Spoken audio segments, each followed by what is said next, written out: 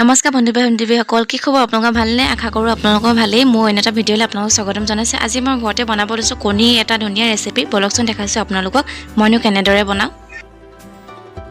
মই বাটি এটাতে ৰচুন কেইফুটামান কুচাই লৈছোঁ, আদা আৰু সৰু সৰু পিঁয়াজ দুটা কাটি লৈছোঁ আৰু এইফালে বিলাহী 3টা। নহৰু আদাখিনি মিক্সিত পিচি আনিলোঁ, বিলাহীখিনিও মই মিক্সিত পিচি মেলি আনো। এইফালে প্লেট এখনত মছলা আৰু পিঁয়াজখিনি কাটি ল'লোঁ। 4টা কণী বইল কৰি লৈছিলোঁ, এতিয়া প্লেট এখনত উলিয়াই লৈছোঁ। কণী চাইডে বাকলি গুচাই কটাৰী এখনে মাজে মাজে সৰু সৰুকৈ ফালি ফালি দিছোঁ।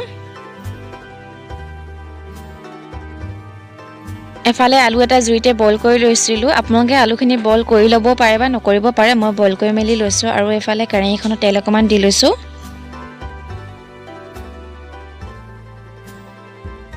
তেলখিনি গৰম হোৱাৰ লগে লগে তেজপাত দুখিলামান, শুকান জলকীয়া আৰু ডালচেনি, জিৰা অকণমান দি পিনি এইখিনি ভাজি ল'ম। এতিয়া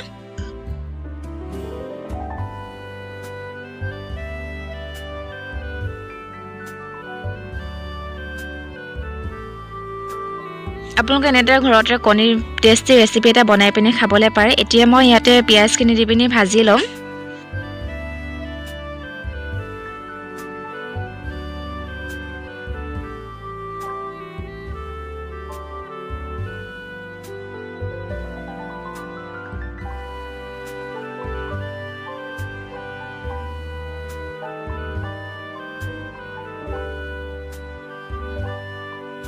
পিঁয়াজখিনি অকণমান ৰঙচুৱা হওঁতে মই ইয়াত ৰচুন আৰু আদাখিনি ইয়াতে ঢালি ল'ম।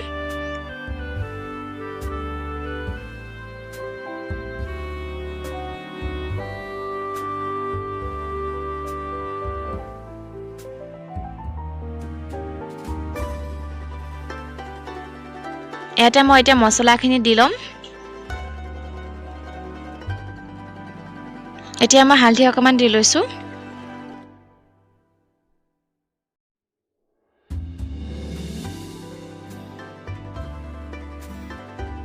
এয়া পিঁয়াজ আৰু মছলাখিনি ভাজি হৈ গ'ল। এতিয়া মই পিচি থোৱা বিলাহীখিনি ইয়াতে ঢালি ল'ম।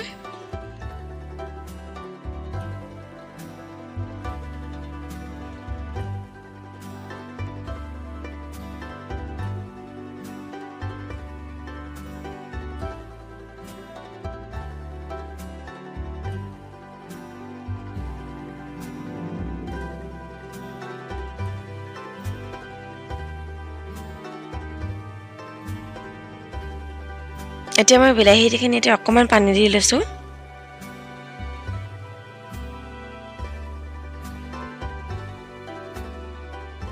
এতিয়া নিমখ অকণমান দি লৈছোঁ মই।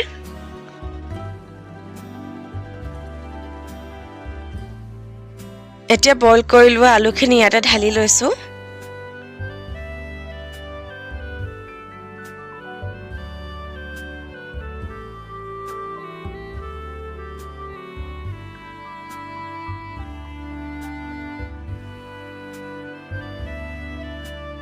আলুখিনি দিয়াৰ পিছত মই এতিয়া গৰম পানী অকণমান ঢালি লৈছোঁ ইয়াতে।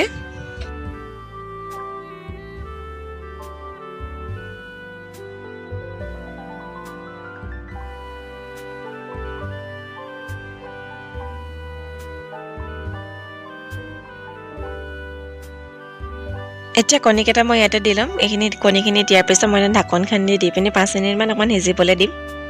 এয়া 5 মিনিট হোৱাৰ পিছত ঢাকনখন খুলি চাইছোঁ, চাওকচোন দেখিবলৈ ইমান ধুনীয়া লাগিছে। ঘৰতে আপোনালোকে এনেদৰে বনাই পিনি খাব পাৰে। আৰু মোৰ ভিডিঅ'টো যদি ভাল পালে লাইক, কমেণ্ট, শ্বেয়াৰ, ছাবস্ক্ৰাইব কৰি পাইছিলে। Bye bye.